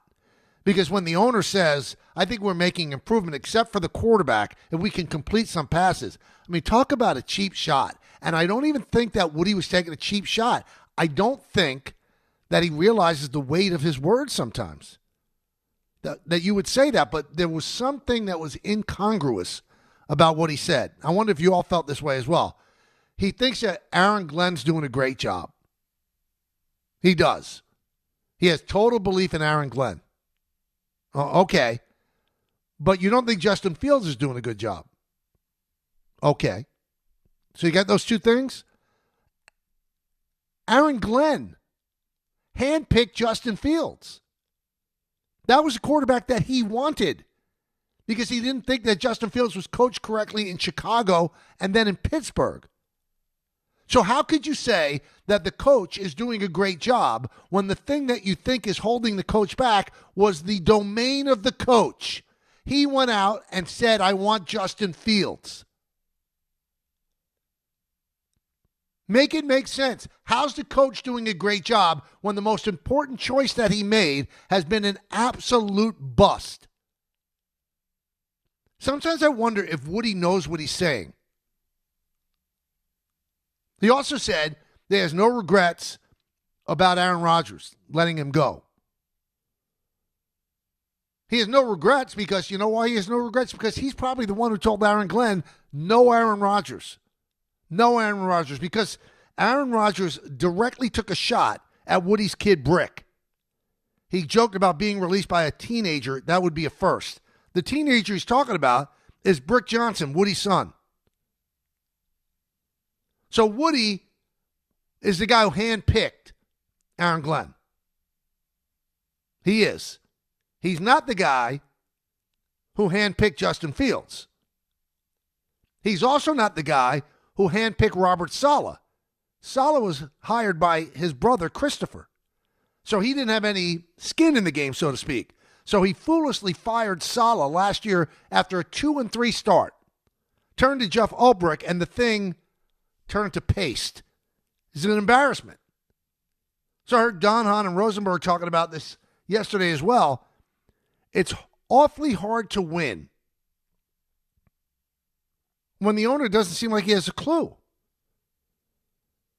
So you're throwing bouquets at Aaron Glenn, and you're taking shots at the quarterback who was picked by Aaron Glenn. Don't get it. Don't understand it. Russell Wilson took a shot at Sean Payton, the Broncos coach, after Payton took a clear shot at him. Now, Payton has not responded yet to what Wilson said, but you know what Payton's going to do. He's savvy. He's going to say, I wasn't ripping Russell Wilson. I was complimenting Jackson Dart. And for those that missed it, after the game he spoke about, I spoke to John Mara and I said, you got a really good young quarterback, but I was hoping that you waited until after the Bronco game to actually install him as a starter. Now, if you're Russell Wilson, you take that as a shot, of course, because Russell Wilson was essentially let go by Sean Payton when he took over the Broncos and ate $85 million in dead cap money in order to do it. So you know that Payton is not a fan of Russell Wilson. So Russell Wilson, who doesn't usually get into these spitting matches, referenced what Sean Payton said. He said, but I'm not surprised. I didn't realize you were still bounty hunting 15 or more years later through the media. Hashtag let's ride.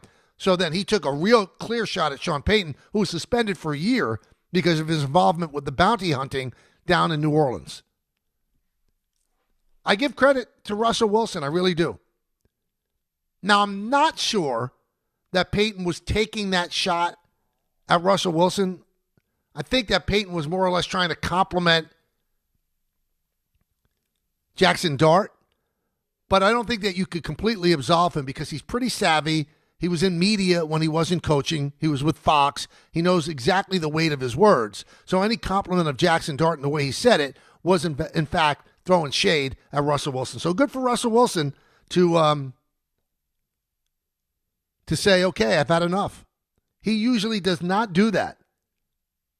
And he did it. So good for him. We'll see if Sean Payton comes back, it's good to have a good old feud. Don't you think so? Now, I thought it would be a good idea today to get Don Mattingly on the show. You know, I texted him early this morning, and I said, I know you're crazy with responsibility today, but there are a lot of Yankees fans that have been claiming they are Blue Jay fans this series just because of you, and I'm sure that people would love to hear from you. And he said, Michael, this is his text to me back, I would love to, but our meetings and workouts start at about 2, and that cuts it a little tight for my comfort. Please pass along that Lori, his wife, and I are extremely grateful and humbled by all the well wishes. So he hears what you're saying, and he hears what he means to all of you. So he wanted me to send that message along, that he's humbled and grateful for all of you for feeling the way that you do. Now, obviously, going to the World Series as a bench coach is not going to take away the wound of not getting there as a player or as a manager, but it's the next best thing. He will get to experience a World Series. And anybody who's ever dealt with Don Mattingly, you only want the best for him. He's just a top-flight dude. He's everything that's good about baseball. Everything that's good about baseball. So congratulations to him to getting to the Fall Classic. 1-800-919-3776. Let's bring you into the equation. My co-host. I haven't talked to you a lot today, so we'll start it off with Joe in West Harrison. Joe, talk to me. Mike, how are you, bud? Great to talk to you as usual. Great show. I'm going to make 3 quick points. 2 with the Jets quick, and then about Don Mattingly and the Yankees real quick. So, first of all, how do you take a quarterback that was a 4-2 starter and gets benched? That's your first, red flag. Mm-hmm. 2, I wanted a former Jet to come in, coach the Jets, because they felt our pain, we hope. But I really believe you need an iconic type coach. I don't mean Parcells, but that guy, Gruden, if he gets reinstated. Because when things go sideways, I don't think Aaron Glenn is ready to have the answers. That's 2 and 4. The Yankees and Mattingly, I would love this next year if they had fired everybody. Put Jeter president, A-Rod is the general manager, and then Mattingly as our bench manager. What are your thoughts, Mike? So let me get this straight. You want Jeter as president, A-Rod as GM, and Mattingly as bench coach? And who would be the manager? No, I'm sorry. Aaron Boone's not bench coach. I meant to say manager. I apologize. No, I apologize. I first of all, we don't know if Derek Jeter would be a good president of baseball operations. Alex Rodriguez is a billionaire who has many, many billion-dollar companies, including the Timberwolves. I don't think that he could put his life on hold and all the other businesses on hold to be that guy. And remember, as much as you might like Alex, he did sue the Yankees. So the fact that Alex's number 13 is not retired in Monument Park tells you he's not coming back to work for the Yankees. First of all, because of his businesses. Second of all, again, he sued the team. And Mattingly, Brian Cashman has had several opportunities to hire Mattingly, and he's passed over that opportunity. Just has. So obviously he doesn't think he'd be a good manager. Now, Brian has kind of soft-shoot it and said, no, I wouldn't want to hire Don Mattingly and have to fire him. I understand firing an icon, but you know what? The Yankees did that with Yogi Berra. They did it with Lou Piniella. They did it with Billy Martin. That was George Steinbrenner, but they fired icons. If you think a guy's a good manager, then you hire him and you take the chance that one day you're going to have to fire him. But I don't think that Brian thought that Mattingly would fit into what he wants in a manager. That's all there is to it. So it's a nice dream. Derek Jeter, ran baseball operations with the Marlins and ended up getting let go by the owner. I think he's a smart baseball guy, but you think he's going to move his family from Miami? He has 4 young children. And if you think that being the president of baseball operations is a 9-to-5 job, no. It's about a 22-hour-a-day job. You're constantly on call. So I don't think Jeter would do that. I don't think Alex could do that, nor would the Yankees hire Alex. And they've already made their statement about what they think of Mattingly, right? Because they've passed over Mattingly several times, much to my dismay. I would love Don Mattingly to be involved with the Yankees, and I think that Mattingly's family would love Don Mattingly to finish up his baseball career in pinstripes. But At this point, it hasn't happened. 1-800-919-3776. Let's go to Ernie in Butler, New Jersey. Ernie. Michael, how are you? I'm good. How are you? Good. I listen to you all the time. So much happier with you solo. It's a much better show. Thank you. Just a couple quick points, and hope you let me finish. First, the travesty that they didn't invite you to the Knicks opening night tonight. It tells you what they think, Ernie. It really does. They're jealous. But, moving on from that, a little football. I know Scatterboo and Dart are the talk of New York, great rookie seasons, but something that has not been talked about, and another failure on Shane, is Abdul Carter's been terrible. He's done nothing. Ernie, I don't think he's been terrible. I mean, they've got a little bit of a numbers crunch. As long as Thibodeau's there, Abdul Carter's not going to get as much play and as many reps as he would. I think Abdul Carter's done as well as you could possibly want him to do. I think he's an impact player, and the more that he plays, the more he's going to, I think, excel. I don't think he's been terrible at all. I would disagree with you on that. By the way, it's being announced that Tony Vitello is going to leave Tennessee, University of Tennessee, and take over and manage the Giants. Never been done before, as far as I can recall, that you go straight to a college coach who's never coached in the pros, never done anything in the coach, managed, coached, whatever, and you're going to make him the manager of the San Francisco Giants. Now, the interesting part of this, and Bob Nightingale of USA Today points this out, Vitello was making $3.3 million a year with salary and benefits in Tennessee. He's taking a pay cut to take the Giants job. A pay cut. Because the Giants still owe Bob Melvin $4 million in 2026 because they fired Bob Melvin.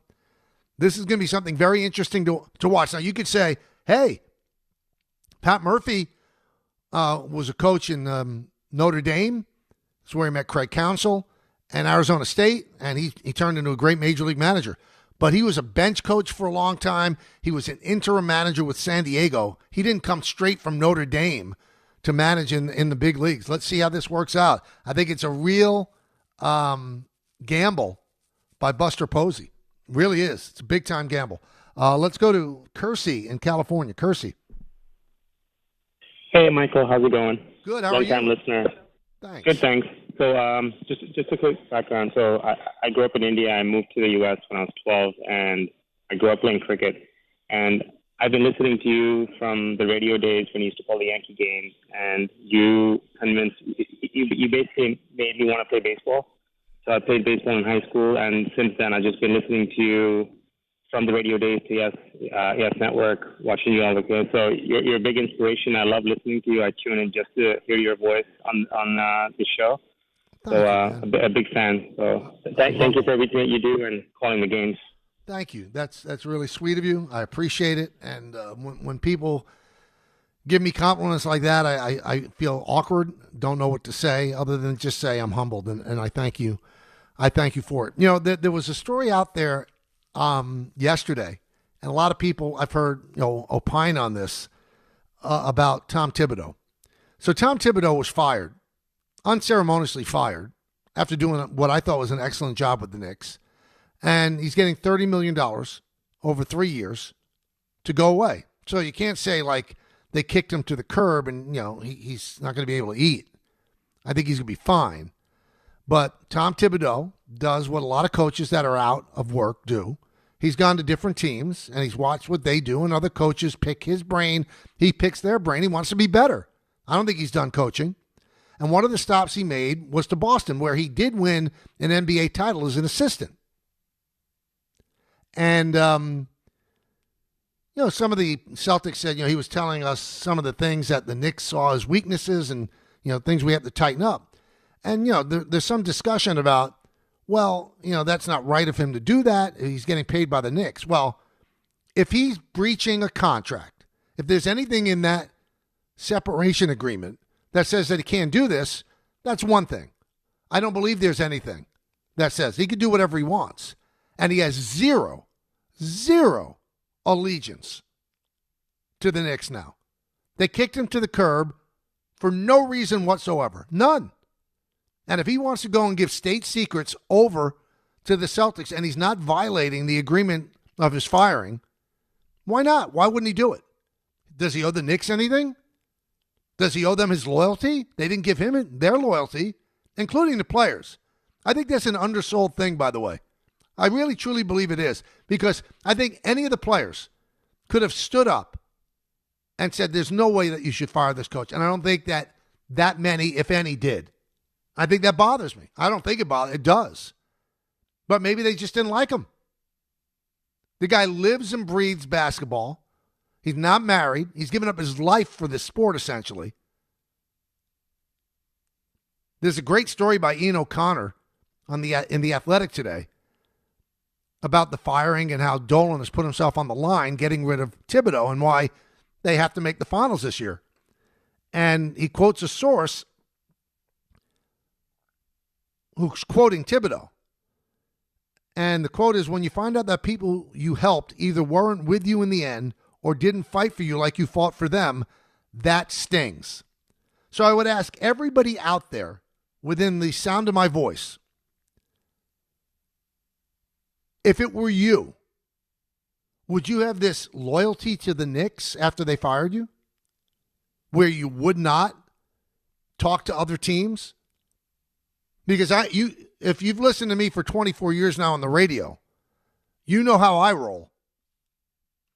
If I was fired by ESPN Radio, fired by them, not like retired, fired. And then FAN came to me and said, well, what can you tell us about what's going on behind the scenes? I'd tell them everything. Everything. I'd lay it all out there.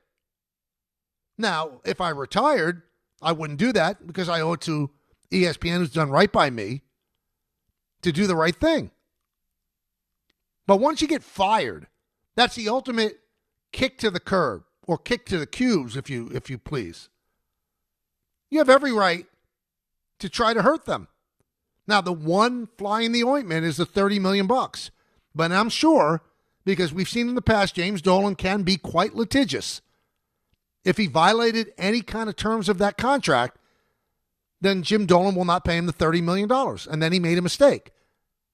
But Tom Thibodeau is pretty smart. I don't think there's anything in that contract that says that you can't go talk to people. Because does it make Tom Thibodeau look good if the Knicks go to the finals this year? Nope. Does it make him look great if they don't go as far as they went last year? Yeah, it does. So if he could give information to teams in the East, maybe even talk to Kenny Atkinson about how to beat that team, do it. You owe them nothing.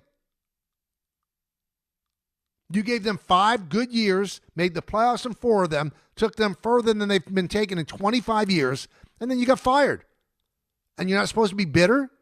You're not supposed to go out and say whatever you want to whomever you want, no matter how it hurts the Knicks? Again, there's no allegiance. He has no allegiance to the Knicks. None. They fired him. They got rid of him. The ultimate insult. So I have no problem with what he did. None. I wonder if there's anybody out there that actually does have a problem. Let's go to Dante in Queens. Dante. Hey, thanks for taking my call. You got it. I just wanted to talk about 2 things with the load management of Mitchell Robinson and with Mike Brown.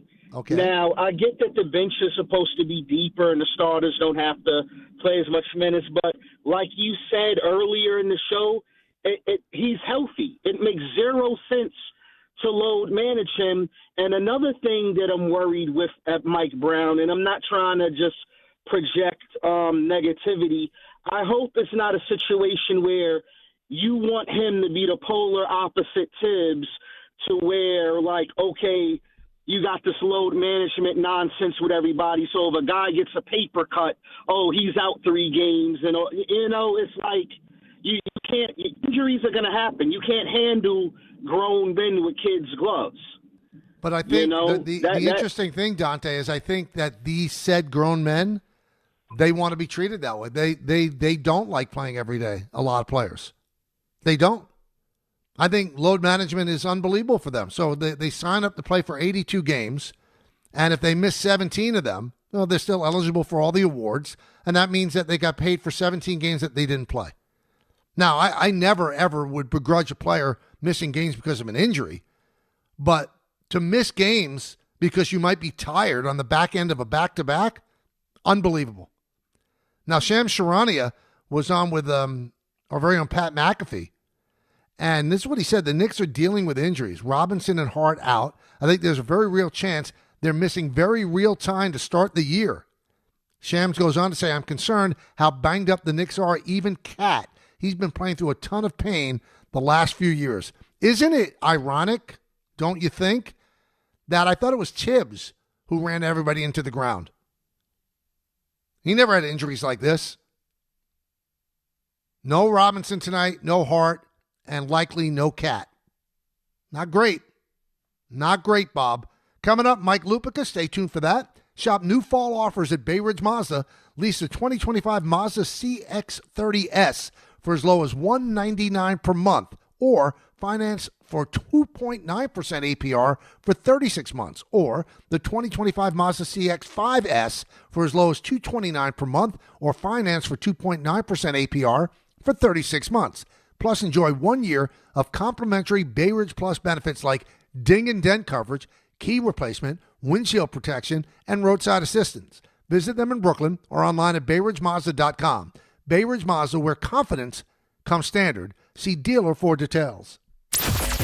Wednesday with Don, Hahn, and Rosenberg. The show's live from Stout for Knicks opening night. Monica McNutt and Pat O'Keefe stop by ahead of the game to discuss a highly anticipated season for the Knicks. The New York Knicks will end up going to the NBA Finals. The expectations you're creating are clear. It's finals or bust. With Jason Tatum hurt, with Tyrese Halliburton hurt, it's got to be considered a failure. Don, Hahn, and Rosenberg live from Stout. Today at 3 on ESPN New York and streaming live on YouTube. Did you know women account for 2/3 of all Americans living with Alzheimer's and 2/3 of all Alzheimer's family caregivers? Join the Alzheimer's Foundation of America at its Women Empowerment Forum on November 5th in Amityville to learn practical ways women can reduce their risk for Alzheimer's and enhance quality of life for themselves and their loved ones living with Alzheimer's. For more information or to register, visit alzfdn.org or call 866-232-8484. All your favorite NBA players are back, and DraftKings Sportsbook, an official sports betting partner of the NBA, is the place to bet on NBA stars this season. With more markets open for more of the game, DraftKings, the #1 sportsbook for live betting, is live when others aren't. New customers, bet just $5 and get 3 months of NBA League Pass. Plus, score $300 if your bet wins, paid in bonus bets. Download the DraftKings Sportsbook app and use code WHSQ. That's code WHSQ. Bet $5 and get 3 months of League Pass, plus get $300 in bonus bets if your bet wins. In partnership with DraftKings. The crown is yours. Gambling problem? Call 877-8-HOPE-NY or text HOPE-NY 467-369. 21 and over. New York only. Eligibility and restrictions apply. Bet must win to receive bonus bets which expire in 7 days. Minimum odds required. NBA League Pass auto renews until canceled. Additional terms at dkng.co/audio. Limited time offer.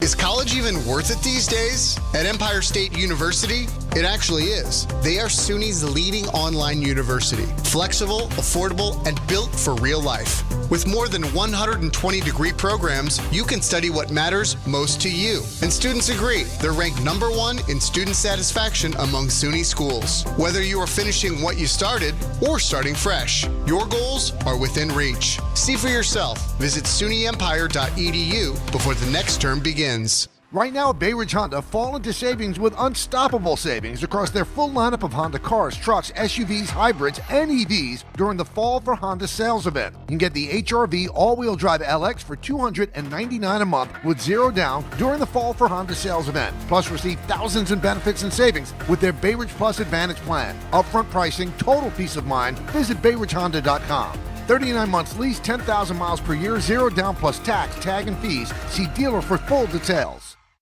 Looking for the best internet deal? It's just a fast phone call away. Only Optimum Fiber Internet delivers the fastest and most reliable fiber internet starting at just $40 a month. That's right, lightning fast fiber internet at a price that won't slow you down. Call 888-4OPTIMUM today to lock in your offer in just a few minutes and see how you can also get the Disney Plus Hulu bundle and an unlimited mobile line on us. Don't take slow for an answer. Call 888-4OPTIMUM or visit Optimum.com today. Terms apply. Listen up, New York. It's football season, and you should be out there enjoying every play, every tailgate, every moment. But if you're dealing with neck pain, back pain, joint pain, or sciatica, even getting off the couch can feel like a challenge. That's where Dr. Jay Shaw at Sandwell Pain comes in. He's one of New Jersey's top pain specialists, Ivy League trained, double board certified, and dedicated to getting you back in the game. Here's the difference. No surgery, no scars, no long recovery, no pain medication. Just precise, non-surgical, image-guided procedures that get real results. Dr. Shaw treats everything from neck pain, back pain, migraines, nerve pain, and chronic joint pain. And he builds a custom game plan that's right for you. Same day or next day appointments are available with offices in Woodbridge, Livingston, and Inglewood. And yes, most major insurances are accepted. So don't let pain keep you on the sidelines this season. Go to SandwellPain.com to call, text, or book online. Relief is closer than you think, and it starts today. Now that I'm a dad, I can't stop thinking about what would happen to my kids if something happened to me, like losing the house or not affording college. Yeah, that used to keep me up at night too. It's why I finally got life insurance from Ethos. It's 100% online. No medical exams, just a few health questions. I got $2 million in coverage for around $2 a day. I never realized it was that simple. Get your free quote at ethos.com/game. That's ethos.com/game. Rates may vary. Bill monthly. Sample rate 10-year term life policy for a 35-year-old healthy non-smoking male. We expect our information in real time. US Med carries continuous glucose monitors, which provide real-time readings of blood glucose levels. US Med is an approved provider for Medicare and over 500 private insurers. So call 888-665-0696 today for a free insurance and Medicare benefits check as easy as... That's 888-665-0696. Welcome back to the show. Every Wednesday at this time, we talk to the Hall of Famer, Daily News columnist Mike Lupica. You can read him at MLB.com, also best-selling author. We love talking to him, and we'll talk to him right now. Hi, Mike. Good afternoon, Michael. How are you doing today? I'm doing quite well. How about you? I am good. I'm excited about the Fall Classic. But, mostly, Mike, I'm excited because when you're lucky enough to get the kind of football tutorial from a football expert like Woody Johnson, I think you come away with it saying, wow, I'm so much smarter about football than I was before Woody started talking. Didn't you feel the same way?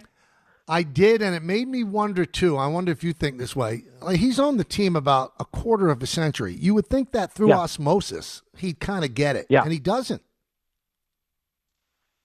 Since 2000, when this man bought the team, they have the 28th best record in professional football. There's only 32 teams. They have the 28th best record. The Browns are the worst, but the Jets are in the grouping right after that. James Dolan had the belt for a long time, Michael, as the worst owner in New York sports. But now, Woody has it hands down, and I'm not sure who can come along to take it away from him.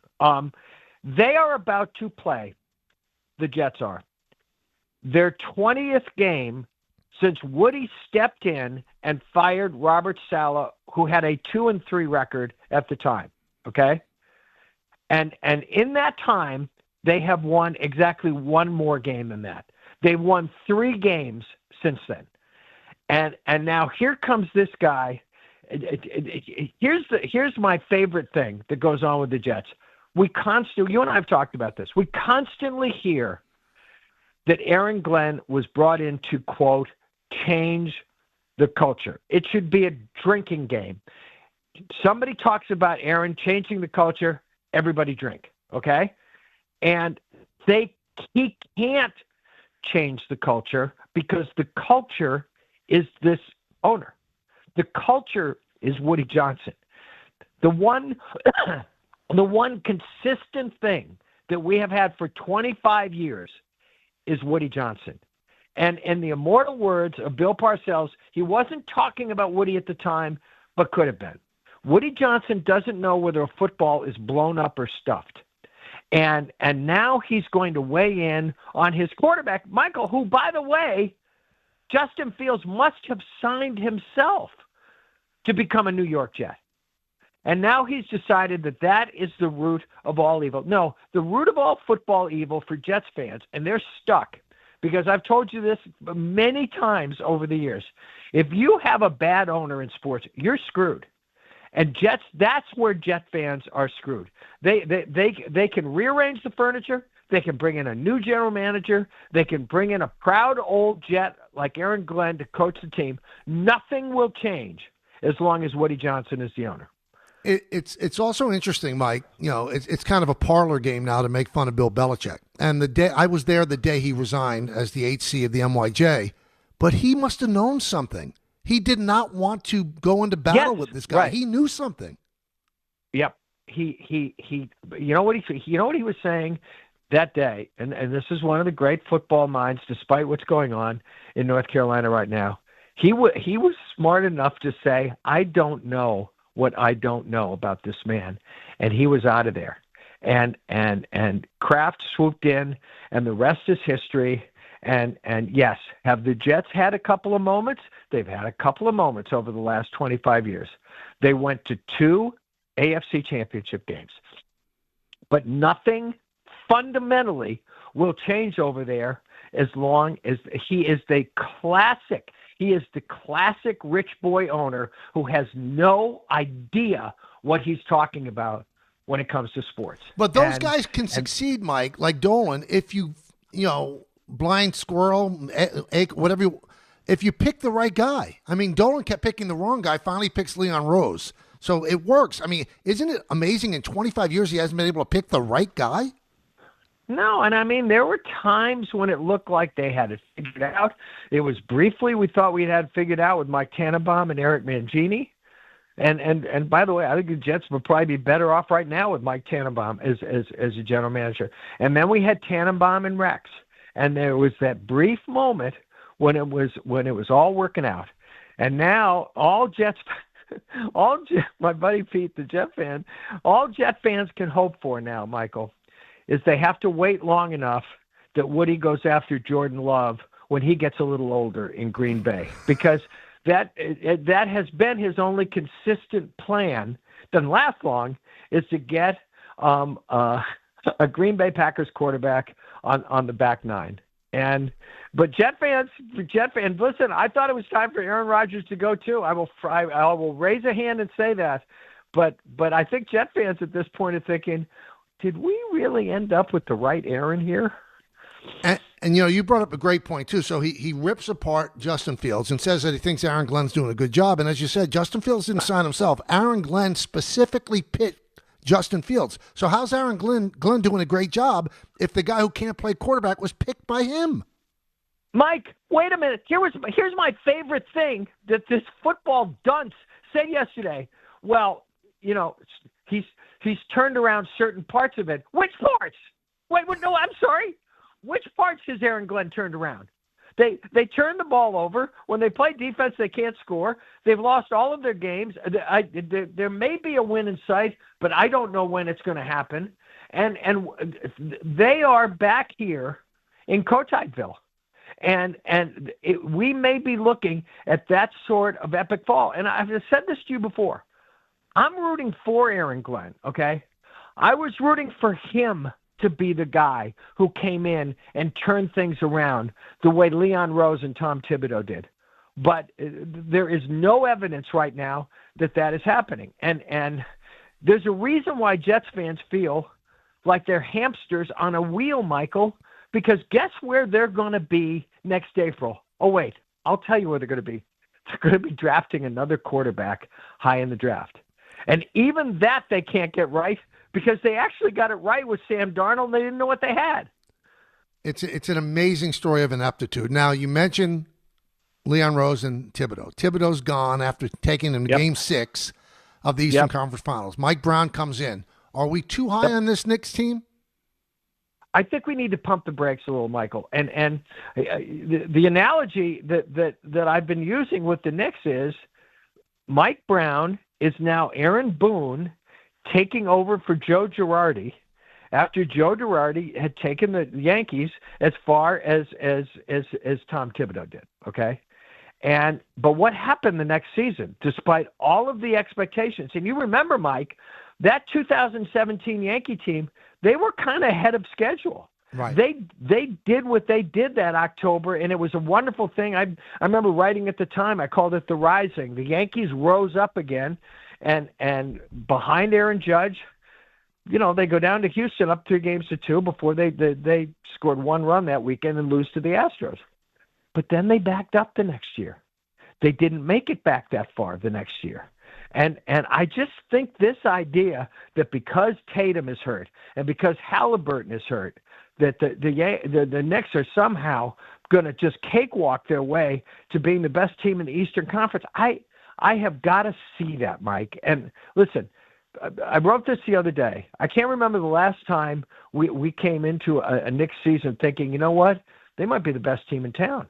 But they might be the best team in town. But now they actually have to prove it. And there's one question that I keep asking, because next to Aaron Judge, obviously Jalen Brunson was the biggest sports star in New York we had last year. I don't think there's any debate about that, okay? But what if he doesn't like to play fast? We saw how he liked to play. And how he liked to play was, it's I'll date myself by saying it's kind of Oscar Robertson ball. Give him the ball, get out of the way, let him pound it a while and score. He's great. But what if he doesn't like to play faster than that? That's one of the things we're going to start finding out tonight. When they play a team, by the way, whose expectations are every bit as high as theirs are, and who lost to the same team that they lost to last year, the Indiana Pacers. Is it fair, Mike, to say that the Knicks are in Yankeeville, where it's now NBA Finals or bust? They have to get there. Yeah. And Mike, it happened so fast last year. Obviously they upset the Celtics. Tatum gets hurt. Who'll ever know what would have happened if Tatum didn't get hurt? Who'll ever know if the Celtics might not have been able to come back? But all of a sudden, I think I asked you this at the time. When did we become championship or bust? Right. They upset the champs, and all of a sudden the expectations went through the roof. Well, there's a great old line from the great jazz man Dizzy Gillespie. The professional is the one who can do it again. What we start finding out tonight against a really good Cavaliers team is not only whether they can do it again, but take it to the next level. Because, Mike, that next level, even from the conference finals, that you don't feel like if you're on the elevator, you're going up one level. You feel like you're going up about 4 more levels. Now, in closing, we're all supposed to be in this business objective. But despite, people that think contrary to this, we are human beings.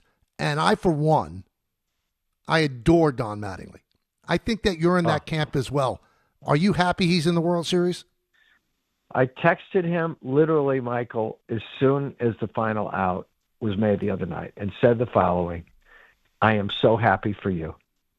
At least once, and hopefully this one won't be the only time, and maybe he'll do it someday as a manager if he's interested in managing again. At least once, Donald Arthur Mattingly has made it to the World Series. He is, right now, Aaron Judge is the greatest Yankee who hasn't won a World Series. But Don Mattingly is the greatest Yankee who didn't make it to the World Series. And we were both there, Mike. And my lasting memory of this guy, for all the excellence and grace and class he showed with all those Yankee teams that weren't good enough, when he finally did make the playoffs in 1995, in a series that had Ken Griffey Jr. in it and Edgar Martinez in it, 2 Hall of Famers, right? Mm-hmm. He was as good as anybody on the field. He was, even with a bad back, even knowing that this was it, he was so great. He hit over 400 that year, and he nearly carried them to the next round. No, Michael, you know this. We've talked about it. I've been lucky enough to meet a lot of great people doing this for a long time, okay? I never met anybody in sports that I liked or respected more than Don Mattingly. I couldn't agree with you more. He's just a special, special dude, and I think Yankee fans love him, and they don't even know him the way we know him. Maybe we've allowed them to know him that way because of the way we've spoken about him and you've written about him, but he's one of one. He really is terrific. Mike, I've told you this story before, and I'll try to bumper sticker this story. He was also, in addition to everything else, Mike, you know how funny he was, okay? Mm-hmm. And one day I got called out in the middle of the clubhouse by Ed Whitson. And it was after, remember, Mike, when we called him the Road Warrior because he couldn't win at Yankee Stadium. Mm-hmm. And I had quoted one of his teammates anonymously saying that he can't pitch here. Well, you know the nightmare because it's happened to you. It's happened to me. It's in the middle of the clubhouse. You feel like you're in Macy's window, and you have to stand there and take it. You know, he's screaming at me. And all I said finally was, we need to take this outside. Not meaning like, okay, let's take this outside. No, because he could have dunked me through a basketball hoop, okay? So we go outside the door to the Peach Clubhouse, and he continues screaming at me, and I see the door open just a crack. And there is number 23 of the Yankees laughing his ass off. And afterwards I said to him, but you would have had my back, right? And he goes, yeah, sure, go with that. I'm so happy he's in the World Series. Mike, thanks again, as always. Okay, pal. Talk to you next Wednesday. Bye-bye. All right. We will finish it up with you, the co-host, 1-800-919-3776. I have a Mattingly story of my own. I'll tell you that when I get back. He's just, again, one of one. The K Show, rolling until 3. At that time, Don, Hahn, and Rosenberg right here on ESPN New York. Not sure who to bet this weekend? Well, the Wiz has you covered. Tune into the Fine Line Saturday at 8 a.m. Alabama, BYU, and Ole Miss all face big tests on the road. Who's going down? In the NFL, it's Dallas at Denver, and Green Bay travels to Pittsburgh. The Wiz talks soccer, hockey, and yes, the NBA is back. Follow the Wiz on Instagram at JoeWizSports. It's the best bet in town. The Fine Line with the Wiz Saturday at 8 a.m. Be ready to win. This October, the only thing scarier than missing the game is missing out on a brand new Kia. At Kia City of the Bronx, 3505 Connor Street is where the ghosts of old rides get traded in and new legends are born. They've got a monster lineup of new Kias that'll take you from tailgates to haunted houses in style. Visit KiaCity.com or call 646-917-7955. Don't get spooked, get moving. Kia City of the Bronx, where Halloween meets horsepower. At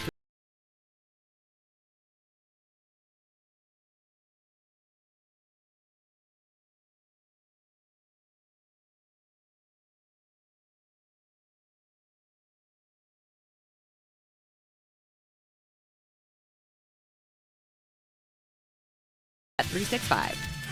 Gambling problem? Call 1-800-GAMBLER. 21 plus only. Must be physically located in New Jersey. T&Cs apply. At Uline, they know firsthand the road to success is an uphill climb. Uline started in the family basement and through hard work is now North America's most trusted shipping and industrial supplier. They get what it means to have the support of reliable, hard-working partners. So they keep 41,000 items ready to ship. Whether your company is still in a basement office or expanding cross-country, Uline will be there on your road to success. Visit uline.com. Why do you go to Princeton Longevity Center? We go to Princeton Longevity Center because my husband's cardiologist told him having this exam saved his life. Because somehow 20 turned into 40, and now I need to take my health more seriously. The Princeton Longevity Center designed a program to keep me healthy and active, so 50 and 60 will be no sweat. Because even though my cholesterol is high, it turned out my arteries are clear. That's a big relief. Whether you want to make the most of your future years or just want peace of mind, you need the Princeton Longevity Center.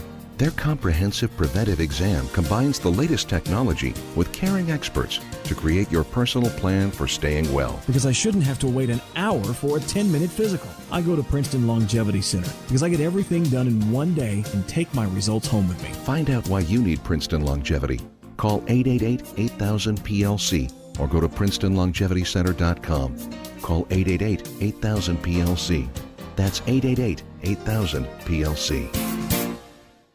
Just printed from the Erie Canal Press, the most coveted ticket, New York Lottery's $1 million raffle, hath arrived. 15 fortunate souls shall come into the fortune of a millionaire. Translation, the $1 million raffle is here, and 15 winners are going to become millionaires. The New York Lottery commemorates 200 years of the Erie Canal with your best odds of winning $1 million. Limited tickets available. Ask your local retailer today. Please play responsibly. Must be 18 plus. Gambling problem? Call 1-877-8-HOPE-NY or text HOPE-NY. Your fantasy roster is set. The Smack Talk is heating up, and this season, ESPN Bet is giving you more ways to ride with your squad. Introducing the ESPN Bet Fan Center, where you can instantly link and bet on your fantasy teams right in the ESPN Bet app. An enhanced sports betting experience only from ESPN Bet, the sports book for sports fans. Make the connection today with ESPN Bet Fan Center and the ESPN Fantasy app. ESPN Bet Sportsbook. Download the app today. Must be 21 plus. Gambling problem? Call 1-800-GAMBLER. Terms and conditions apply. See app for details. Rich Eisen here. As you all know, I care deeply about pediatric cancer research and awareness. That's why I'm proud to talk about Hyundai Hope on Wheels. For over 27 years, every Hyundai sold has helped fund life-saving pediatric cancer research. Together with over 850 dealers nationwide, they've raised more than $277 million, supporting over 25,000 kids in their fight against cancer. At Hyundai, hope isn't optional. It comes standard. Visit HyundaiUSA.com and search Hyundai Hope on Wheels to learn more. In the city that never sleeps and never stops talking sports, ESPN New York is always on. Now you can live and breathe everything New York sports wherever you are. On your radio dial, on the ESPN New York app, and streaming live on YouTube. However you watch or listen, ESPN New York is always on for you. Hear us, stream us, watch us. This is ESPN New York. Don Hahn and Rosenberg coming up at 3, and they are coming to you live from Stout, NYC, across from Madison Square Garden tonight at the Garden. Knicks and the Cavaliers, both teams start the 2025-26 NBA season. It started for the NBA last night. This is the first Eastern Conference game that's going to be nationally televised on ESPN. So Don Hahn and Rosenberg are live at Stout. We told you Monica McNutt's going to be there. We told you that the guys are going to take questions, whatever the case may be. And now added on at 4 o'clock at Stout, the great Bernard King. At 5:30 at Stout, John Starks. So even more reason to stop by and say hello before you go to the game. And if you don't have tickets to the game, then revel in everything that's going on around the Garden. So there you have it. The Mattingly story. So I was a writer for the Post, wrote something that he didn't like. We had a great relationship. And I say that I am in the position I'm in because of Don Mattingly. Because we had such a good relationship that whenever a new person came to the Yankees or a rookie got called up, you know, the writers would stand in the middle of the room waiting for something to go on. And Mattingly would point to me, to those young guys, and say, that's the guy to trust right there. He's not going to do you wrong. I mean, invaluable. Because Mattingly was a god in that room. Don't know why he felt like that about me, but he did. But he didn't like this one thing I wrote, and all the other writers were following up on it. And so they were crowded around his corner locker, and I was kind of on the outskirts, and he's ripping the story without saying my name. And he said, yeah, some jerk wrote it, doesn't know what he's talking about, blah, blah, blah. And I'm steaming. But as Mike Lupica just said, you don't start a fight in the middle of the team clubhouse, because then it's 25 and the coaches and the manager against you. You're not going to win.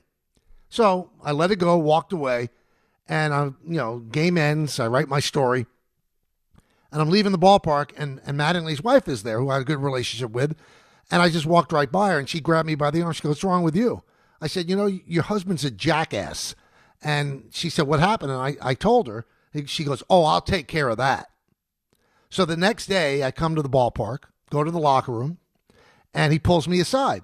He said, "Listen, I want to apologize what I said yesterday wasn't the right thing to do. And I said, well, that's all well and good, Donnie, but you know what? You embarrassed me in front of 30 people in the media.